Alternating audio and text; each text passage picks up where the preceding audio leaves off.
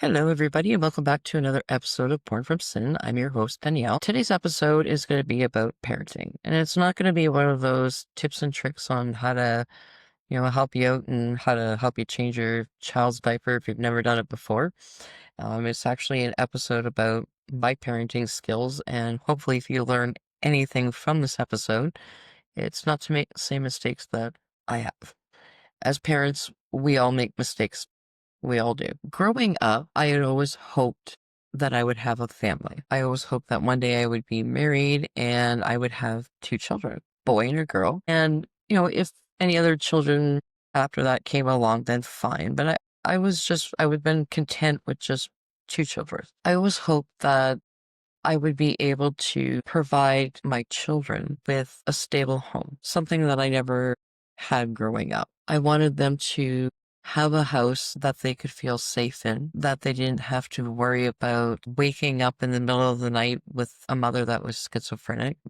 They didn't have to worry about not being able to sleep at night because they had an abusive father. I wanted to provide my children with a house that was safe and full of love and consistent because it was very important for me for my children to have consistency because it's something again that I just did not have. When I reached the age of 18, I met my first husband and we were starting to plan on getting married. And because I grew up with my mom being schizophrenic and she had so many stories that I didn't know which were true and which weren't half the time. One of the stories that I grew up believing was that my mom and dad were half brother and half sister. Now, as I got a little bit older in my teenage years, it always made me wonder if it was a good idea for me to have children or not. So when I got together with my first husband, I actually sat down and had a conversation with my mom one day. And I asked her to be straightforward with me because I was about to get married and I wanted to start my family. And it was very important to me that I knew that my children were going to be healthy or as healthy as can be. So I sat down and had a conversation with my mom one day and I asked her, I said, listen, I need to know the full truth about you and dad. Are you actually half brother and sister? Or is there more to this story that I need to know? Because again, I'm about to get married and I want to have children. And I don't want to be bringing children into this world knowing that they could have some kind of a disability because of because of my genetics. And she reassured me that no, they were only half brother and half sister. And that they had the same mom, but not the same dad. All right. So I had this conversation with my first husband before we decided to have children. And it was because, again, it was a very big concern of mine that my genetics might cause some kind of deformity or something, some kind of a disability in my child. And I didn't want to be the cause of that. I didn't want my child or my children coming into this world with a disability when it could have been prevented because I just was selfish and wanted to have children. So I had a conversation with my first husband and we decided that yes, we were going to go ahead and have children once we were married. I, so I got married in January of 1992, and then I found out that I was pregnant shortly after that. And we were very excited. We were very thrilled that we were going to have our first child. We weren't set up nearly as well as we hoped that we would be, but that didn't matter. We still had a roof over our head, and we had a lot of love in our heart, and we were prepared to be parents. And my pregnancy was horrible. Sorry to my oldest child, but it's the truth. It was absolutely horrible. I had morning sickness from pretty much the day that I found out that I was pregnant until the day that I had my daughter. So, like, the whole frigging 9 months, I was sick. I had morning sickness like every frigging day. I was hospitalized a few times because of dehydration. Once I got to the hospital and they had me hooked up to an IV and they gave me this special medication, everything was fine. And they would keep me there, monitor me for a few days, make sure that my everything was okay, and then they would send me home. And they would give me these little pills that I had to take and that I should have been okay, and I wasn't. And I don't it continued. Like, it was a vicious cycle, it really was. And then it ended up that I needed to be induced because I was beyond my delivery date. So I was induced. Not once, not twice, but 3 times. And on the 3rd time, I literally looked at the doctor and I said, I don't care what you have to do to get this kid out of me. Get this kid out of me. I'm done being pregnant. Just done. I had a lot of complications during my first pregnancy, unfortunately, other than being uh, having morning sickness the entire 9 months of my pregnancy. I also ended up with toxemia. So when I first got pregnant, I was about 110 pounds. And when I had my daughter, I was over 200 pounds. And that was because of all of the water retention that I had. It was pretty crazy. So I'm in the delivery room, and my first child was a natural birth. So finally out she comes, and we didn't know whether we were having a boy or a girl. We wanted to keep it a surprise. So super thrilled when we found out we had a girl. Everything's all, baby's born and she's all okay. And I'm exhausted and I'm about to get some sleep. And my husband heads home to grab a bite to eat and grab some rest. He's kind of going to come back the next day. And at that time, we were actually living with my dad in Toronto because he had cancer. We were taking care of him at the same time. So he heads home and lets my dad know that I had the baby and that we had a baby girl and so on and so forth. And dad didn't come up that day because he had just gone through his chemo treatment. So he was tired. So completely understandable. So a couple hours passes and I wake up from my nap and I have to go to the bathroom. Because of my toxemia, I literally had to use both of my hands just to grab each of my legs and swing them over to the side of the bed. Now, the nurses had told me that once I was ready to get up to go to the bathroom, to let them know and they would come give me a hand because I had difficulty moving. Fine, not a problem. So I did that. I buzzed the nurse and she's like, yeah, if you can get your legs over to the side of the bed, I will be right there. Fantastic. So I grab my legs, swing myself over, get myself all positioned so that I can stand up, and I hear the nurse coming. I'm like, fantastic. So I stood up, and as she's coming into the room, I collapsed right there on the floor. I hemorrhaged and almost died. I don't know how long I was out for, but I woke up and I seen all these people standing around me, all dressed in white, and I thought I had died and gone to heaven. I was like, what is going on here? I started crying, and then the brain kicked in, and I could start hearing the doctors and the nurses talking, and then I realized that I was okay. Something obviously had happened. I ended up having to have a blood transfusion because of hemorrhaging so bad. Being a new mom, I I didn't know what I was doing. Like, I'm not not gonna lie. I had a very hard time. My oldest daughter was very colicky. She was up like every hour on the hour.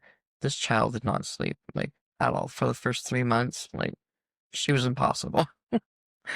Love her to pieces, but man, oh man, she was a hard time.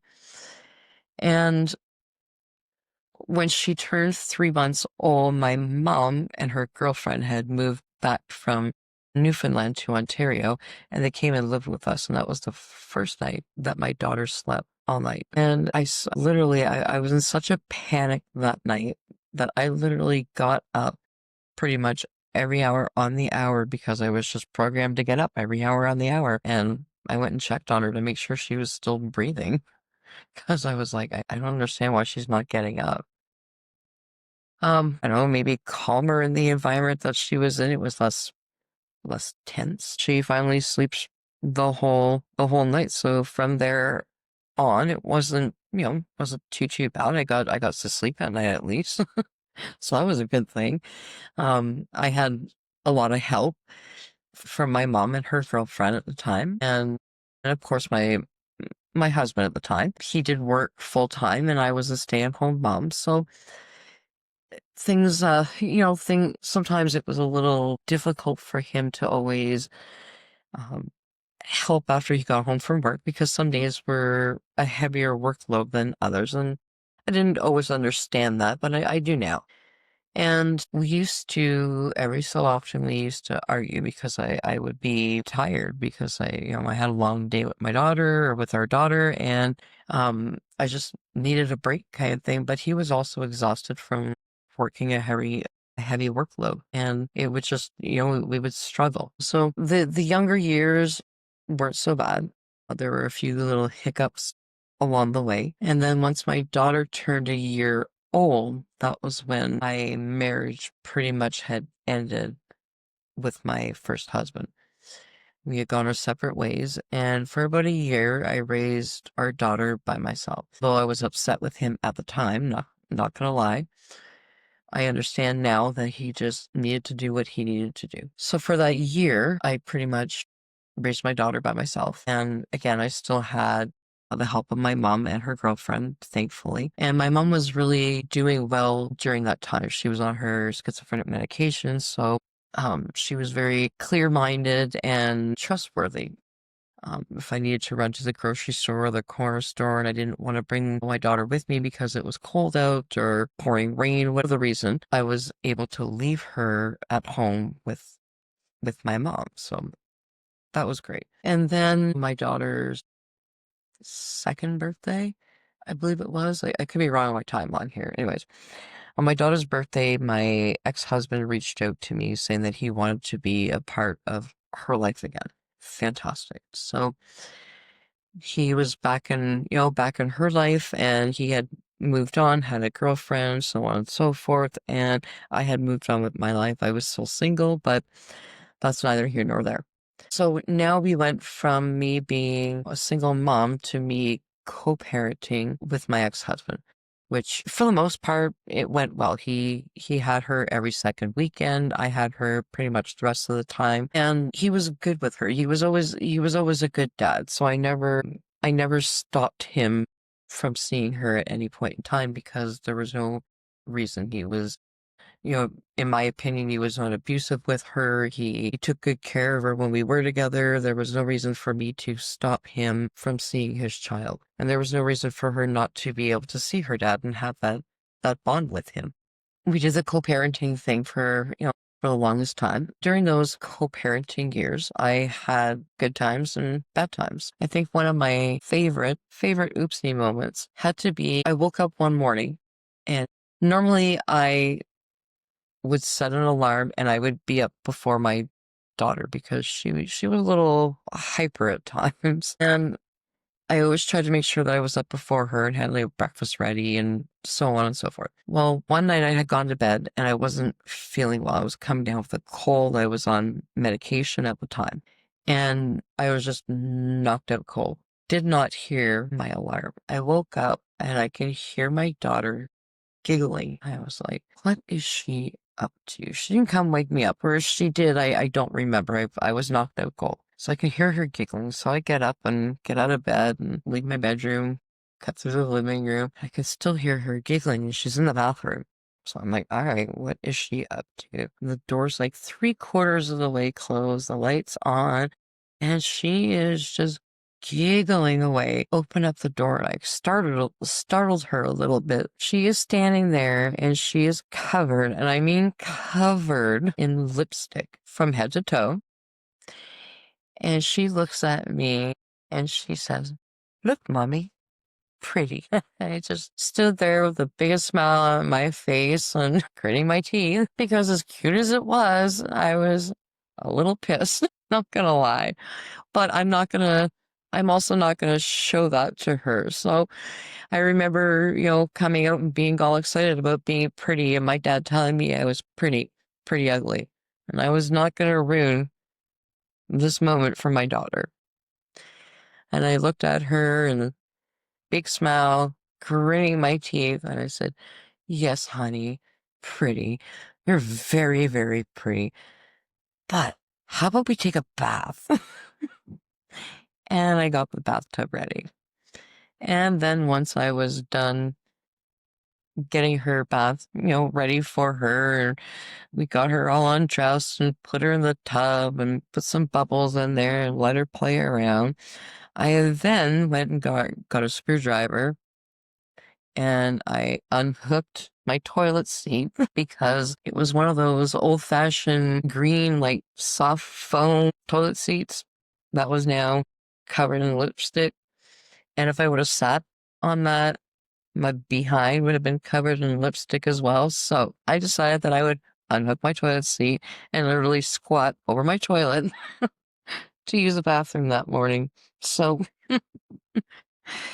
uh, no matter how sick you are, always try to make sure that you get up with your kids in the morning because you just never know what they're going to get into. Lesson learned on that one. So I was single for a little while. The co-parenting, was working out between the two of us. I ended up finally meeting the father of my youngest child. Now, both of my children have different fathers, and they are 6 years apart.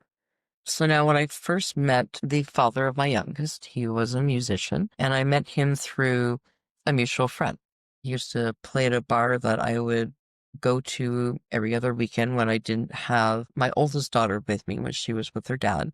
And I go with a few friends or whatever kind of thing, have a few drinks and dance the night away. And this is how I met the father of my youngest. Now, when I met him, he was actually just looking for a babysitter because him and his wife had just split up and he had three children at home. And being a musician, he was out every weekend and he had a hard time finding a reliable babysitter every weekend. So that's where I came into play. I started off as his babysitter and then eventually, one thing led to another and we started dating. I had my oldest daughter with me at the time. We all moved in together, so there was him and I and four children altogether. So now I'm in my 20s and I have four kids, and it was a little overwhelming. I'm not gonna lie. I made my mistakes. I did my best as a young woman in my 20s to raise my daughter and raise three children that weren't my own. And there were a lot of ups and downs during that time. And then my youngest daughter was born. And now there's five children and the two of us, family of seven. And although I never expected to be, or never expected to have such a large family, I was okay with that. For the most part, the father of my youngest was good to his children. He never slapped them or, you know, physically abused them or anything like that while we were together. He did have a temper on him, but like myself, I never thought that yelling at my children was considered abuse. I made sure as a parent that I never physically abused my children. There was no need for that. The yelling, I yelled a lot. I didn't understand at that time that that yelling was going to cause mental abuse and possibly PTSD to my children and to my stepchildren. I yelled a lot. I didn't think that yelling was a big deal because I wasn't hitting them and I wasn't sexually abusing them.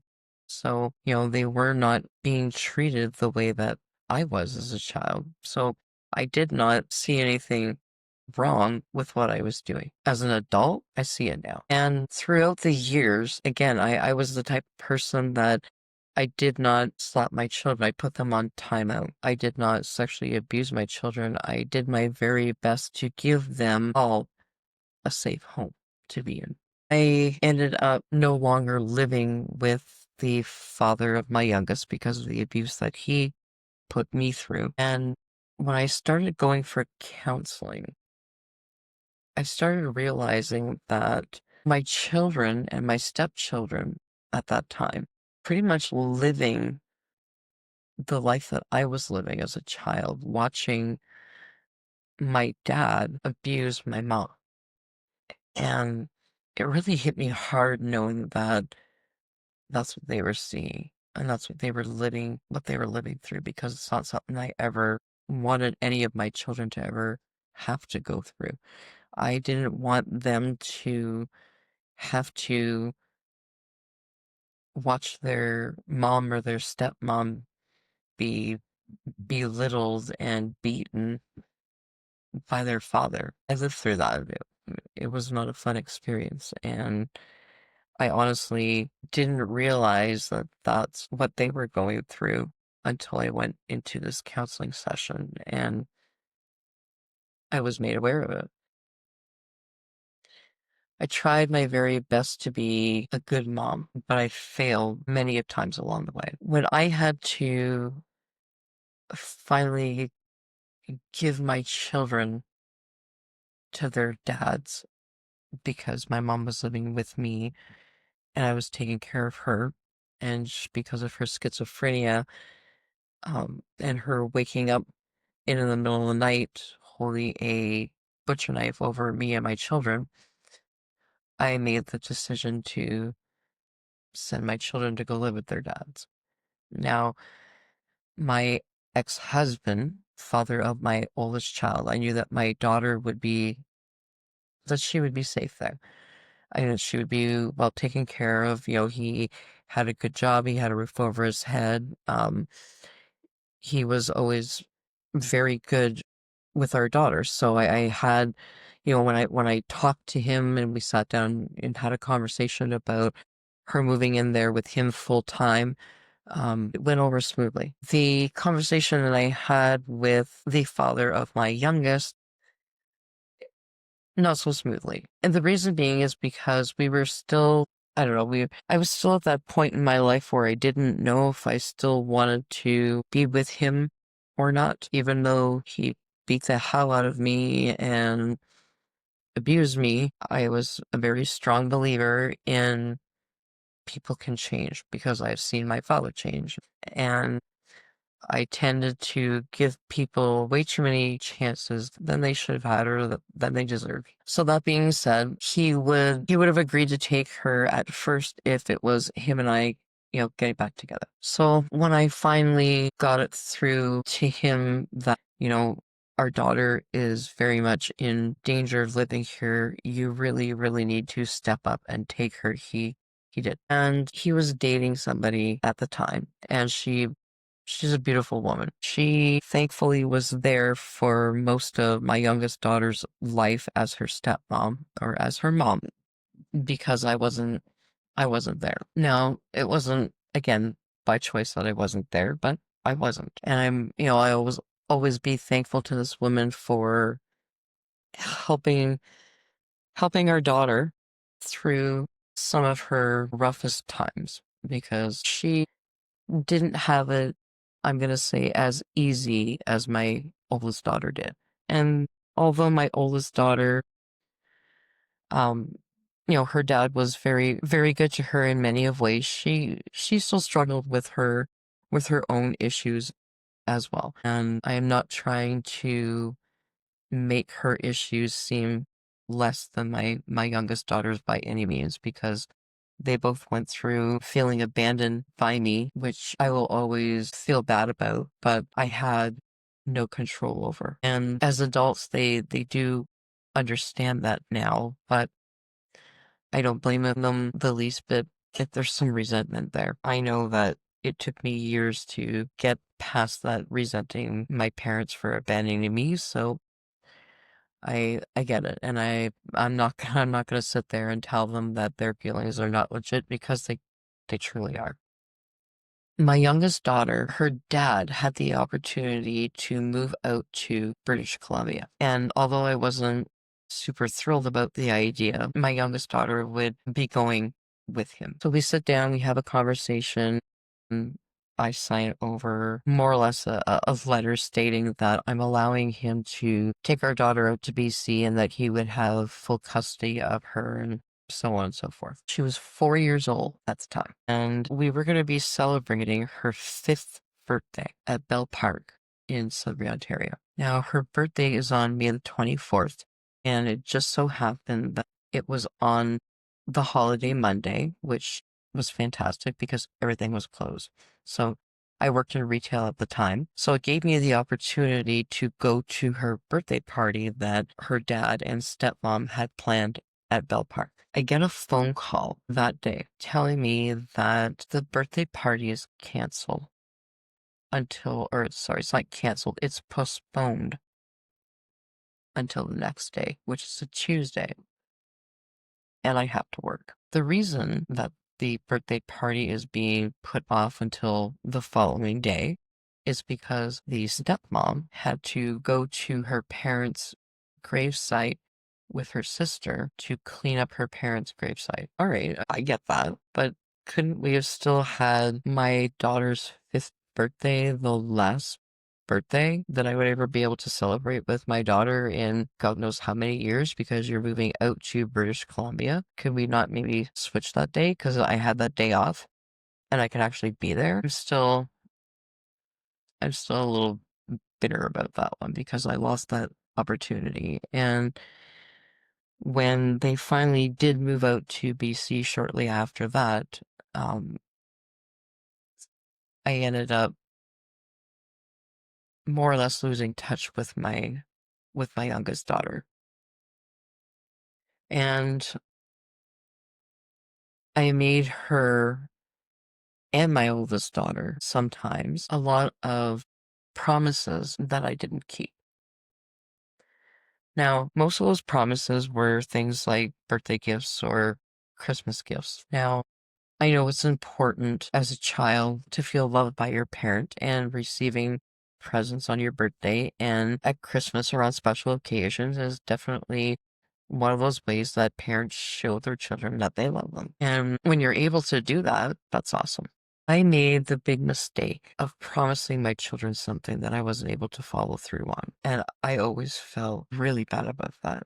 I still do. Still bugs me to this day. I told my children, in and around their birthdays that I was going to send them their present, that I would, send it early or let them know if it was going to be late, so on and so forth. And at that time, I was working, and I was working a lot of contract jobs. From one minute to the next, I didn't know whether I was going to be employed or not until I found something, full time, legit. Um, so anyways, while I was working these contract jobs, um, I ended up promising my girls that I would send them a birthday gift or that I would send them a Christmas gift. I ended up not being able to do that. And I broke a promise to them, not because I wanted to, but because I had just found out that my contract was up, or they were, they didn't need me for the 3 months that they thought they were going to. So next week was going to be my last week.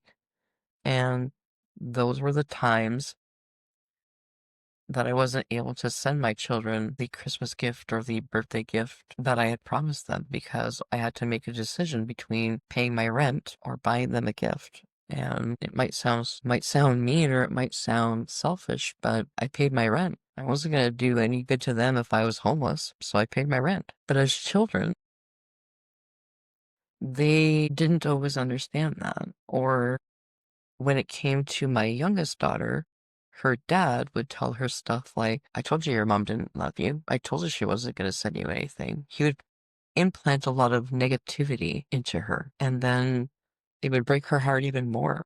And that's something that I never wanted to do to my children. I never wanted them to feel abandoned. I never wanted my children to have PTSD because of something that I did, that I inflicted on them. And it wasn't until I was an adult, and I'm gonna say probably in my 40s, once my children were grown up and they were living on their own. And it was at that point that I sat down with each of my girls separately and we had a conversation about the things that I had done as a mother that was, or how I had wronged them in their lives as a mom.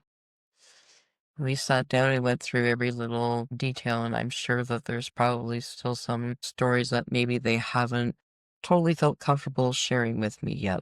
But I've always been very open and honest with my children as much as I possibly could be. Whether it was about their grandmother or why they went to go live with their dad and why they weren't with me, why I wasn't able to send them that Christmas gift or that birthday gift or whatever it might have been, I was always as honest as I possibly could be with my children.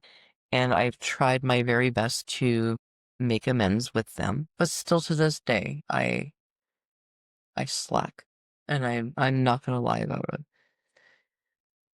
I have been so caught up with my own healing journey. I've been so caught up with the fact that both of my parents are gone now. I have lost a lot of people the last couple of years, and it's been very overwhelming. And although I've kept an open communication with both of my girls, I could really be doing better. I could be reaching out to them more often and checking in on them more often. Sometimes we go like weeks or a month at a time. That shouldn't happen. Don't make the mistakes that I did. Don't try to rebuild that trust with your children only to break it down again. Don't mislead them. They are human beings, they have feelings just like you and I do. And don't disregard their feelings. Let them feel what they're feeling. They have every right to feel that way, even if it's about you. I've made many different mistakes as a parent. One day I'll tell you, a little bit more about those. We'll walk through, a few more stories, some good, some bad, and break down how this has affected my children a little bit more now that they're adults. I find it difficult sometimes to not feel guilty about what they're going through because I feel that had I been there more for them, had I supported them more, maybe they wouldn't be going through what they're going through right now. Unfortunately, our journey ended up being a lot different than I anticipated it being when I first wanted to be a parent. But at the same time, I don't regret becoming a parent. It's one of the biggest joys and thrills that I've had in my life. And although I was not always the best mother, I was a good mom in a lot of ways. I did my best, again, not to, spank my children. I did my best not to physically, I never physically abused my children. I never sexually abused my children. I did the best that I could with the knowledge that I had to raise my children. And that was pretty freaking hard for me because I didn't have a whole lot of guidance. Like, my mom was always suicidal. My mom never wanted to stick around. And to me, not being as suicidal, I was being a good mom to my kids because I wanted to be around them.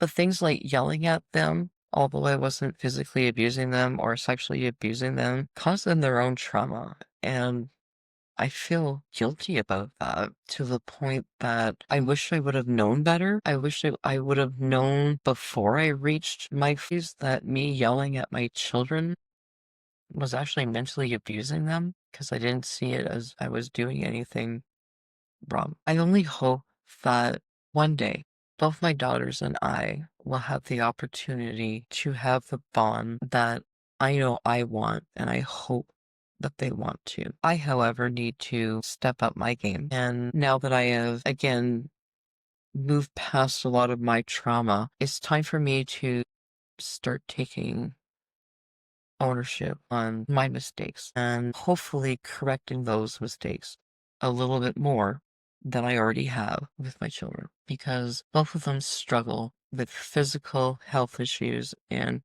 unfortunately with mental health issues, not all caused by me by any means, but still they both struggle. And I am struggling a little less right now. And I really think that it's time for me to, you know, be on top of opening up that communication again. It's my job as a parent to check in on my children, just like I would if they were little, right? So again, if you've learned anything from today's podcast, I hope It's that although physical abuse is wrong and sexual abuse is wrong, and although you may not be physically abusing or sexually abusing your children, that you could be mentally abusing them because of how you talk to them, or how you don't talk to them, or how you treat them when they have an accident. I was never the person to overreact on spilled milk or spilled juice or knocking their plate accidentally off the table. Stuff like that never bothered me. Accidents happen. And that's exactly what I tell them. They cry in his own. It's okay. Accidents happen. We got more milk. We got more food. It's okay.